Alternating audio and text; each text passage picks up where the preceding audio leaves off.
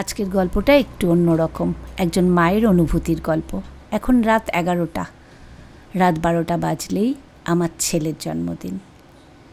জন্মদিনের আনন্দটা তাও আগের দিন থেকেই শুরু হয়ে যায়। ওর ছোটোবেলার অন্নপ্রাশনের অ্যালবামটা নিয়ে বসেছি। বেশ কিছু ছবি এখান থেকে বার করে নিজে দেখছি। এখান থেকেই কিছু পছন্দ মতো ছবি দিয়ে আমার হোয়াটসঅ্যাপে উইশ করব ওকে। ছবিগুলো দেখছি, দেখতে দেখতে সময়টা অনেকটা পিছিয়ে গেছে। মনে হচ্ছিল এই তো সেদিন ছোট্ট ছেলেটাকে কোলে করে বড় করলাম, কখন যেন এত বড় হয়ে গেল। এখন সে একা একটা শহরে থাকে। ছোট্ট ছোট্ট মুহূর্তগুলো ভেসে উঠছে। একজন মা হিসাবে এই অনুভূতিগুলো ভাষায় প্রকাশ করা যায় না। ফটোগুলো দেখছি আর ভাবছি এখানে এমন অনেকে আছেন, আমার শ্বশুরমশাই, আমার মা, যারা এখন আর পৃথিবীতে নেই। স্মৃতিগুলো থেকে যাবে আমার ইউটিউবের মাধ্যমে। পরের দিন সকাল, আমাদের জন্মদিনটা না একটু অন্যভাবে শুরু হয়, পায়েস বা কেক কেটে নয়। যেহেতু বাড়িতে বিগ্রহ আছে, তাই তার চরণেই প্রথমে আনন্দটা সমর্পণ করি। আমি জানি উনি সন্তুষ্ট থাকলেই, ওনার আশীর্বাদ থাকলেই আমার ছেলেমেয়েরা ভালো থাকবে। এদিকে দেখুন, আমার শাশুড়ি মার শরীর খুব খারাপ, নাতির জন্মদিন বলে কথা। তাই বলল এবছর ঠাকুরকে একটু নাড়ু আর পাটিসাপটা পিঠে করে দেবো, কারণ কদিন বাদেই ছেলে চলে যাবে। নাড়ুটাও সঙ্গে নিয়ে যেতে পারবে, বাড়ির স্বাদটা থাকবে। তাছাড়া মিষ্টি তো ওখানেও কিনে খেতে পারে। এই ঠাম্মার হাতের পিঠে এ অনুভূতি থেকে যাবে। দুপুরের খাবার পালা, না কোনো বাইরে থেকে খাবার আনায়নি, কোনো রেস্টুরেন্টের খাবার নয়। একদম আমি চেয়েছি ও যেন ওর মায়ের হাতের রান্না আজকে মন ভরে খায়, কারণ হায়দ্রাবাদে ও একাই রান্না করে। ওই তো মাছ মাংস বা সাধারণ কিছু রান্না। টাটকা ইলিশ পেয়েছি, পটল দিয়ে আর বেগুন দিয়ে ইলিশ মাছের ঝোলটা করব, কারণ ইলিশ মাছও খুব ভালো খায়। তাছাড়া হায়দ্রাবাদে না রুই, কাতলা বা শোল এ ধরনের মাছ দেখেছি। সিজনে এক আধ দিন ইলিশ দেখা যায়। এত বাঙালি যে সেটাও যে সবসময় পায় তা নয়। ও যখন চলে যাবে তখন এই মাছ এনে খেতেও আমাদের ভালো লাগবে না, যদি ওকে ঠিকমতো খাইয়ে দিতে না পারি। তাই আজকের আয়োজন আমি ও যা যা ভালো খায় সেই সব ঘরোয়া রান্না দিয়ে ওর দুপুরের খাবার আয়োজন করেছি। আচ্ছা, আমরা ইলিশ মাছ কিন্তু ভাজি না, দেখছেন তো রান্নাটা। মশলাটা কষিয়ে শুধু লঙ্কা এখানে আর হলুদ, মাছটা সাজিয়ে দিয়েছি। বেগুনটা আগে ভেজে রেখেছিলাম, আমার পুরনো যারা বন্ধু আছেন তারা জানেন। এরপরে জল দিয়ে হালকা ভেজে জিরেটা বেটে রেখেছি শিলনোড়ায়, সেই মশলাটা দিয়ে দেবো। তাহলে ইলিশ মাছে একটা খুব সুন্দর কাঁচা জিরে আর মাছের গন্ধে খুব সুন্দর একটা স্বাদ হয়।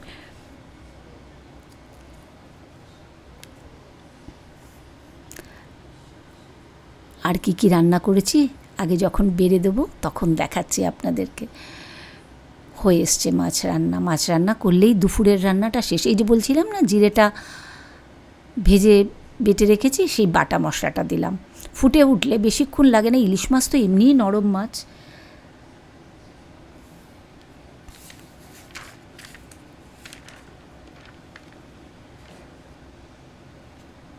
দুপুরে মাছ, একটা পাঁচমিশালি তরকারি, ডাল, গাঁঠি সর্ষে আর নারকেল দিয়ে বেটেছিলাম, এটা খুব ও ভালো খায়। আর আলু উচ্ছে সর্ষে বাটা দিয়ে করেছি, যাতে ও মন ভরে বাড়ির রান্না খেতে পারে। বিকেলবেলা না, বাইরে থেকে নয়, ওর প্রিয় খাবার বিরিয়ানি আমি ঘরেই বানিয়েছিলাম। এটা আগের দিন রাতেই চিকেনটা এনে ম্যারিনেশন করে রেখেছিলাম, কাঁচা লঙ্কা, আদা। আর এবারে আমি যে ইন্ডিয়া গেট রাইসটা কিনেছি, মানে তার সঙ্গে না একটা বিরিয়ানি মশলা দিয়েছিল, হায়দ্রাবাদি বিরিয়ানি মশলা। সেই মশলাটা খুলবো, দাঁড়ান। আগে কিছুটা ম্যারিনেশন করে নিয়ে হলুদ, লঙ্কার গুঁড়ো, কাঁচা লঙ্কা, আদা, রসুন, একদম ঘরোয়া বিরিয়ানি। হায়দ্রাবাদের তো বিরিয়ানিরই শহর, ওখানে তো কেনা বিরিয়ানি খাই। আমি জানি এই বিরিয়ানির মধ্যে আমার ভালোবাসাটা আর ঘরোয়া রান্না ও খুব ভালো খায়। এখানে একটু কাশ্মীরি লঙ্কার গুঁড়ো দিলাম যাতে সুন্দর কালার আসে। আচ্ছা, পেঁয়াজ বেরেস্তাটা ভেজে রেখেছিলাম, সেই পেঁয়াজ বেরেস্তা, আর এমনি আলাদা করে কোনো তেল দেইনি, বেরেস্তা ভাজার যে তেলটা ছিল আমি সেই তেলটা দিয়েই চিকেনটা ম্যারিনেশন করেছি।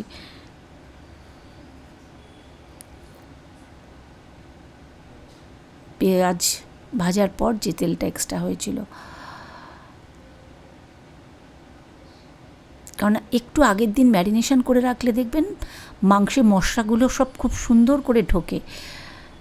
ম্যারিনেশন হয়ে গেছে, এর মধ্যে একটু টক দই দিয়েছিলাম, যখন আমি হয়তো ওটা দেখাতে আপনাদেরকে ক্যামেরাটা ঠিকমতো অন করা ছিল না। আচ্ছা, ওই যে বলছিলাম না, ইন্ডিয়া গেটের সঙ্গে আমাকে একটা মশলা দিয়েছে, 2টো প্যাকেট। এই একটা প্যাকেটের মধ্যে কেটে মনে হলো যেন পেঁয়াজ বেরেস্তা, কিছুটা অয়েল, রসুন, একটা পেস্ট, এটা টেস্ট করে দেখেছি খারাপ না, তাই এখান থেকে 2 চামচ মতো মিশিয়েছি। আর একটা ড্রাই মশলা যেটা দিয়েছে সেই ফ্লেভারটা হায়দ্রাবাদি ফ্লেভারের মতো, সেই ফ্লেভারটা আমার এই যে এইটা আমার ভালো লাগেনি, তাই যেটা গুঁড়ো মশলা সেটা আমি নিজে হাতে করেছি, সেটা আজকে মেশাবো না, কারণ অ্যারোমাটা চলে যাবে, তাই আজকে এই অবস্থাতেই ফ্রিজে রেখে দেবো।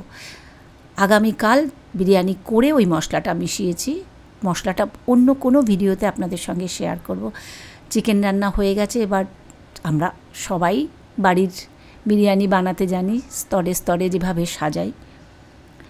জন্মদিন মানেই যে বড় সড়ো পার্টি দিতে হবে, দামি সাজসজ্জা করতে হবে, বিশাল আড়ম্বর করতে হবে, আমার কাছে সেটা মনে হয় না। আমার কাছে জন্মদিন মানে পরিবারের মানুষগুলোর সঙ্গে ভালোবেসে রান্না করা, ভগবানের আশীর্বাদ চাওয়া, আর এই যে ছোট ছোট মুহূর্তগুলো, সেই মুহূর্তগুলোকে উপভোগ করা।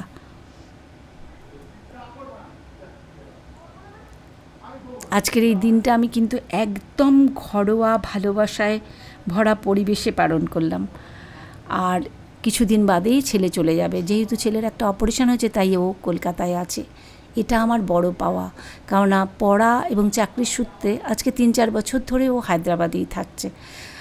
হায়দ্রাবাদে যেহেতু বিরিয়ানিতে আলু থাকে না, তাই ও আমাকে বারবার বলে দিয়েছিল, মা আলু দেবে কিন্তু। উপরে ঘি আর কেশর মেশানো দুধ দিয়ে বিরিয়ানিটা এবার আমি দমে বসিয়ে দেবো।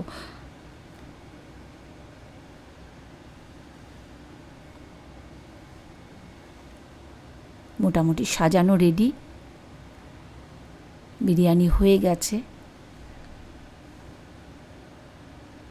কেমন লাগলো আমার ছেলের জন্মদিন পালন?